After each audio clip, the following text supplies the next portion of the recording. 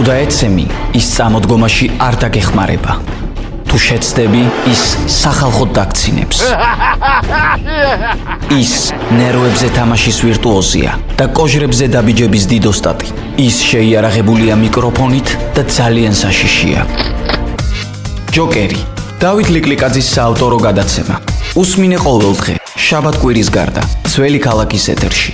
ჯოკერი, სასაცილოა. 15 წლის წინ 2010 წლის 26 ნოემბერს რუსეთის სახელმწიფო დუმამ ოფიციალურად აღიარა კატანის ხოცვა-ჟლეტაში იოსებ სტალინის და სხვა საბჭოთა მოღვაწეების დანაშაული. ეს გადაცემა ჯოკერია. მე დათო ლიკლიკაძე ვარ, თქვენ გვისმენთ რადიო ძველი ქალაქის ეთერში FM 107.9. გამარჯობა. პოლონეთის მოქალაქეების, ძირითადად პოლონური არმიის ოფიცრების მასობრივი მკვლელობა განხორციელდა 1940 წლის გაზაფხულზე. საბჭოთა სოციალისტური რესპუბლიკების კავშირის NKVD-ს თანამშრომლების მიერ, როგორც 1992 წელს გამოქვეყნებული დოკუმენტებით დასტურდება, სიკვდილით დასჯა განახორციელა NKVD-ს ტროიკამ, საბჭოთა კავშირის კომუნისტური პარტიის CK-ს პოლიტბიუროს 1940 წლის 5 მარტის გადაწყვეტილების შესაბამისად გამოქვეყნებული საიდუმლო დოკუმენტების მეშვეობით დადასტურდა, რომ დახვრიტეს 21,847 პოლონელი ტყვე. ჩვენს ბებია ბაბუევსკი საბჭოთა ისტორიის სახელმძღვანელოში უტიფრად ასწავლიდნენ თუ როგორ დაიცვა საბჭოთა კავშირმა ჩაგრული პოლონეთი გერმანელი ნაცისტების აგრესიისგან.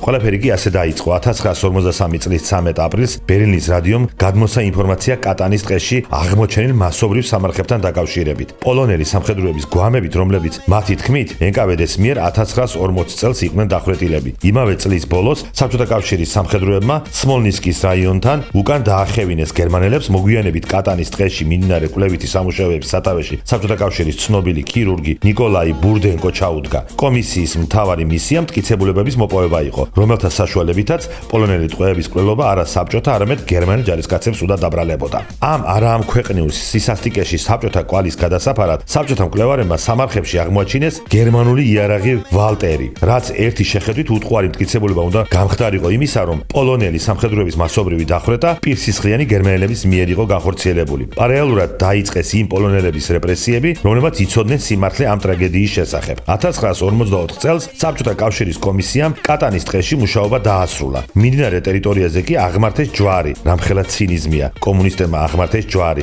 წარწერით. აქ განისვენებენ პოლონელი ჯარისკაცები, რომლებიც ჰიტლერის რეჟიმმა 1941 წელს შეიწირა. მემორიალის გახსნის ცერემონიალს პოლონელი სამხედროებიც ესწრებოდნენ, რომლებიც საბჭოთა კავშირის ხარეს იბრძოდნენ. საბჭოთა კავშირის დაშლამდე ყოველწლიურად საბჭოთა მაღალჩინოსნები ყვავილების გვირგვინებით ამკობდნენ მათ მიერ დახვრეტილი ჯარისკაცების მემორიალს. უკრავდნენ სამგლოვიარო მარშს და პატივისცემის ნიშნად ზავსაც კი ისროდნენ. ამხელა ცინიზმი გაგიგიათ?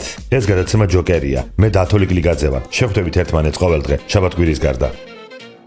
თუ დაეცემი, ის წამოდგომაში არ დაგეხმარება. თუ შეცდები, ის სახალხოდ დაგცინებს. ის ნერვებზე თამაშის ვირტუოზია და კოჟრებზე დაბიჯების დიდოსტატი.